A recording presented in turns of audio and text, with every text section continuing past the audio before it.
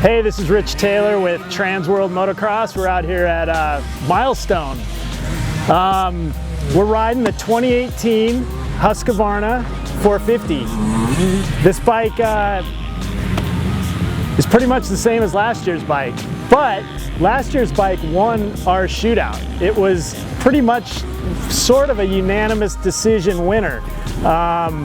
You know, and basically we at TransWorld like to think that the Husky guys read our article, saw that we rated it first and said, that's it, it won, we're sticking to our guns, we're not changing it, we're gonna leave it because it's a winner.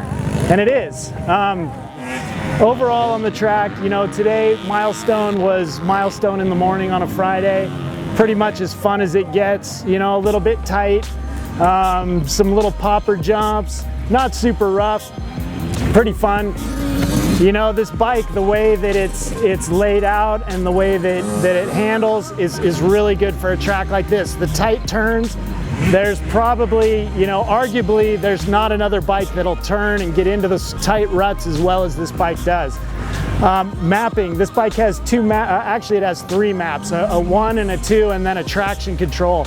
The traction controls for the guys in Minnesota in the winter when they ride on the ice. I think that's when the traction control probably really works well. The 1 and the 2 map, the 2 map is aggressive. I kind of like that one on this track quite a bit more actually than the number 1 map. The number 1 map is part of the reason why this bike won our shootout last year. It's really rideable. It doesn't give you any surprises. It's very smooth. It revs pretty far. Every one of our testers, from our beginner level guys to our older vet dudes to our fast pros, kind of liked it just because it was easy to ride. Today, on the way the track was today, a little bit heavier dirt, a little bit tighter. I like the number 2 map, a little bit more aggressive, could get out over the jumps a little bit better, worked well. As far as the layout goes, the handlebar position, this uses a little bit different bar than the orange bike that's very similar to this one.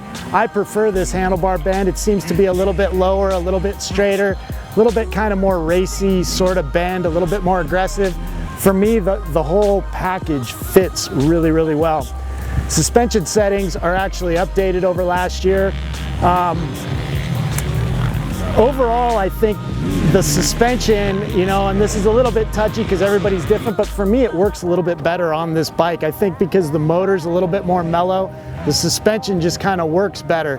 I say that over the orange brother-in-law that this bike has, which probably has very similar suspension but a little bit different motor character, and just makes the whole bike handle and work a little bit different. Because this one is more mellow and a little more smooth, everything just kind of works a little bit better. The choppy stuff, it doesn't get into the stroke as deep, and it works pretty well. Again, the WP air forks, that's about it with the air forks. They are what they are. They actually work pretty good for an air fork, for sure. Probably the best air fork out on the market right now, if I had to guess. That would be my opinion. Air fork. So again, I'm being a little bit goofy, but if you see my other videos, you'll know my opinion on the whole air fork situation. But on the track, the way it was today, they actually worked pretty darn good. Like I said, I could get in and out of the corners, handled the jumps, whoops, no problem. Overall, the Husky, you know, it won our shootout last year, and it's the bike to beat this year again.